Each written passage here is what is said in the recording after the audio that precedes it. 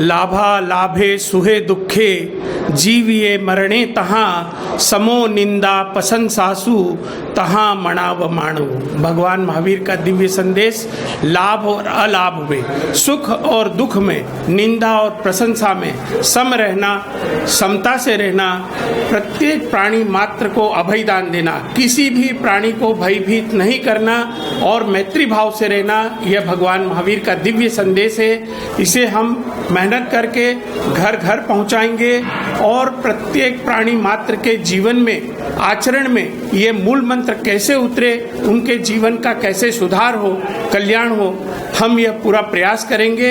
इसके लिए हमें जितनी भी मेहनत करना पड़े हम करके प्रत्येक प्राणी मात्र के उत्थान की मंगल कामना करेंगे।